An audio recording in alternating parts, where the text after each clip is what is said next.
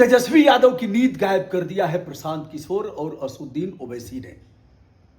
बेचैन है, कारण कि अल्पसंख्यक वोट अब उनके हाथ से अगर ऐसा ही रहा तो बहुत हद तक निकल जाएंगे।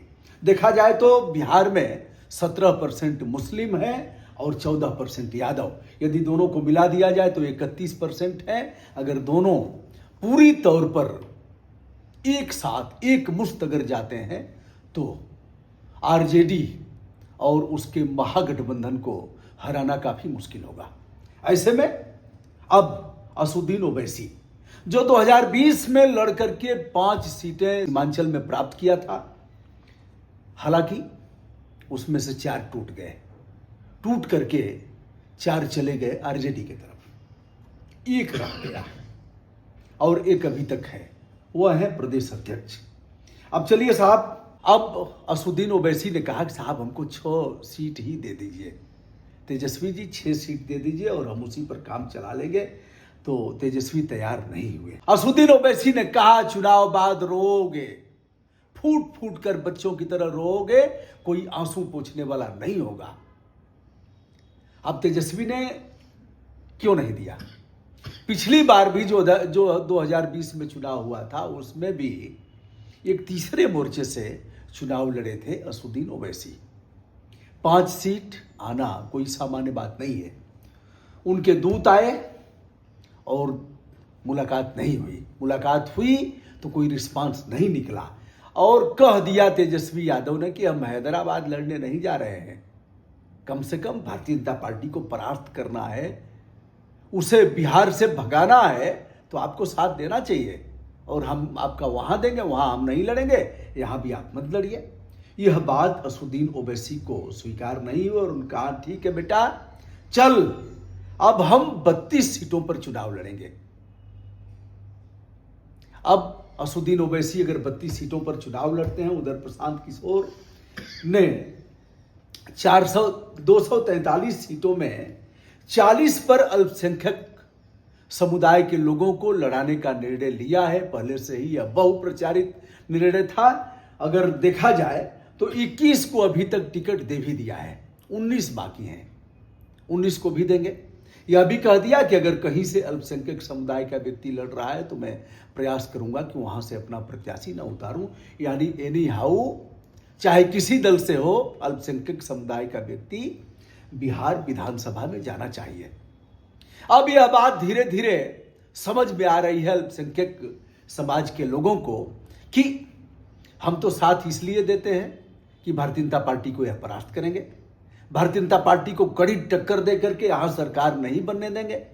लेकिन अगर हमारा प्रतिनिधित्व इसमें नहीं हो रहा है, जातीय जनगणना हो रही है, उस जनगणना के आधार पर यदि देखा जाए तो जैसे उस जनगणना के आधार पर जातियों को प्रतिनिधित्व भी मिलना चाहिए।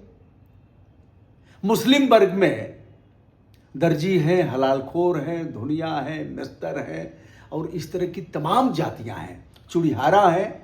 अब उनको भी सूझ रहा है कि हमारा प्रतिनिधित्व तो नहीं हो रहा है और हम इनका साथ दे रहे हैं, और साथ हम इसलिए दे रहे हैं कि भारतीय जनता पार्टी बिहार में न आए।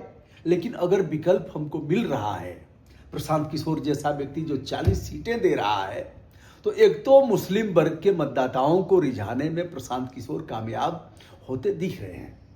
दूसरा विषय, असदुद्दीन ओवैसी यदि 5 सीटें ले आते हैं सीमांचल में तो यह छोटा मामला नहीं है, यह भी बड़ा मामला है। यदि अभी तक अब समझौता नहीं हुआ, 32 सीटों पर ओवैसी अगर चुनाव लड़ा रहे हैं तो ठीक है, रिएक्शन में मुस्लिम मतदाता तो जाएंगे ही, माना कि और लोग उनका साथ नहीं देंगे। लेकिन 32 सीटों में जो समीकरण बिगाड़ेंगे आरजेडी का, वह बहुत नुकसानदायक होगा। अब आइए साहब, मुस्लिम मतदाता लालू प्रसाद यादव के साथ जुड़े कब से, इसका कारण क्या था और आज तक अभी तक जुड़े हुए हैं। आप सभी को स्मरण होगा, सोमनाथ गुजरात के काठियावाड़ स्थित सोमनाथ मंदिर से लाल कृष्ण आडवाणी भारतीय जनता पार्टी के तत्कालीन अध्यक्ष ने एक जो यात्रा निकाला था 25 सितंबर 1990 को, पूरे देश में उस रथ यात्रा का भ्रमण होना था। 300 किलोमीटर लगभग रोज वो रथ जाती थी और उस रथ को लालू प्रसाद यादव ने कहा बिहार में हम घुसने ही नहीं देगा, बिहार में घुस करके दिखाए, हम घुसने नहीं देगा, यहां सांप्रदायिक सौहार्द बिगड़ रहा है, हम आडवाणी को घुसने नहीं देगा, बिहार का लोग घुसने नहीं देगा। अब आडवाणी की रथ यात्रा आ जाती है बिहार में और बिहार में आने के साथ ही 23 अक्टूबर 1990 में रात के 1:30 बजे जिस आर.के. सिंह नामक आईएएस अधिकारी और कुछ आईपीएस और अन्य लोगों ने रात को 1:30 बजे के बाद आडवाणी की गिरफ्तारी किया, गेस्ट हाउस से समस्तीपुर से हेलीकॉप्टर में आडवाणी को बैठाया जाता है और वहां से उड़ा करके ले जाते हैं दुमका, दुमका बंद कर देते हैं। लालू प्रसाद यादव पर मुस्लिम मतों का भरोसा हुआ इस समुदाय का कि यह व्यक्ति इसी का साथ देने लायक है। दोस्तों, यह मामला 1990 का है। 1990 के बाद परिस्थितियां बदलती हैं, लालू प्रसाद यादव को जेल जाना पड़ता है, फिर राबड़ी देवी आती हैं, 3 बार उनका कार्यकाल रहा, लेकिन किसी न किसी रूप में जो अल्पसंख्यक समुदाय के मतदाता हैं वह आरजेडी और इसके अगल बगल ही रहे हैं, इसके इर्द गिर्द। अब प्रशांत किशोर नई लॉन्चिंग हुई है, 40 सीटें वह दे रहे हैं। कई सीटें ऐसी हैं जो काफी प्रभावपूर्ण हैं। अब जिस दिन अब धीरे धीरे लगने लगा है कि यार विकल्प तो हमको मिल गया, यह भारतीय जनता पार्टी की भी शोर खोद रहा है। यह डॉक्टर संजय जायसवाल जैसे लोगों को जो 4-4 बार एमपी रहे हैं, इस व्यक्ति ने कहा जब गीदड़ की मौत आती है तो वह शहर की तरफ भागता है। सम्राट चौधरी जैसे लोगों को पानी पिला दिया, साथ साथ हत्याओं का हत्यारा बताया, कुशवाहा समाज के लोगों की ही हत्या किया। यह 6 अप 7 डाउन, 6 पास है 7 फेल है, वो खुद नहीं बता पा रहे हैं। और एक मॉडल की हत्या हुई थी पटना में, उस मामले में भी सम्राट चौधरी का नाम आ रहा है। अब सम्राट भी भग गए, हालांकि उन्होंने मानहानि का मुकदमा किया है, 1.25 करोड़ का मानहानि का मुकदमा ऐसे ही चलता रहेगा और उससे प्रशांत किशोर विचलित नहीं हो रहे हैं। अब ऐसे में क्या होगा?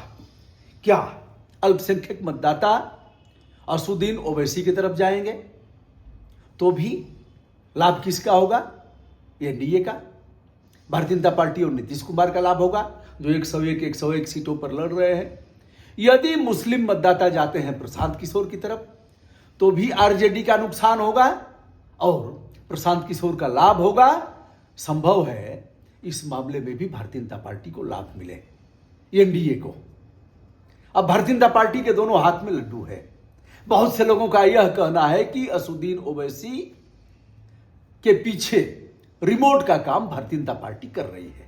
यही आरोप प्रशांत किशोर के ऊपर भी लग रहा है, लेकिन प्रशांत किशोर ने जब भाजपा के प्रदेश अध्यक्ष दिलीप जायसवाल, भाजपा के कद्दावर नेता जिनके पिता भी सांसद थे या अभी 4 बार से सांसद हैं, चंपारण में डॉक्टर संजय जायसवाल, उनको भी खदेड़ा, मंगल पांडे को पानी पिला दिया, तो यह बात कुछ लोग यह भी कह रहे हैं कि कैसे कहा जा सकता है कि भारतीय जनता पार्टी की बी टीम है और भारतीय जनता पार्टी के लिए ही प्रशांत किशोर काम कर रहे हैं। दोस्तों, असुद्दीन ओवैसी का यह कहना है कि तेजस्वी चुनाव बाद फूट फूट करके रोएगा बच्चों की तरह, तब कोई आंसू पोंछने वाला नहीं रहेगा। इस बात में कितना दम है? और प्रशांत किशोर जो 40 की संख्या में अल्पसंख्यक वर्ग के लोगों को प्रतिनिधित्व करने के लिए टिकट दे रहे हैं, उससे क्या बिहार में असर होगा? इस पर लाभ किसको होगा और आरजेडी का नुकसान कितना होगा, इसे आप बताइएगा।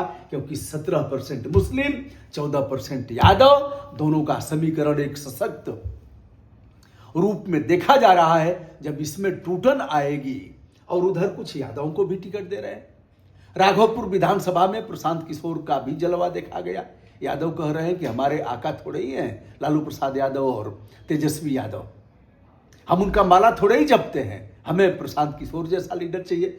अब समय बताएगा कि प्रशांत किशोर जो तीसरे मोर्चे के रूप में है कितना असर करते हैं क्या वह चारों खाने चित्त होकर के बिहार छोड़ देंगे या फिर अपना दबदबा बनाएंगे, कुछ सीटें निकालेंगे, या फिर प्रशांत किशोर ऐसी परिस्थिति भी आ सकती है कि सरकार भी बना सकते हैं। भारतीय जनता पार्टी के वोट अगर टूटेंगे, कुछ जदयू से टूटेंगे, मुस्लिम मतदाता अगर आ जाते हैं तो प्रशांत किशोर पटखनी दे सकते हैं सभी को। आपकी क्या राय है बताइएगा। मैं हूं ब्रजभूषण दुबे, संपूर्ण आदर के साथ आप सभी मित्रों तक अपना प्रणाम निवेदित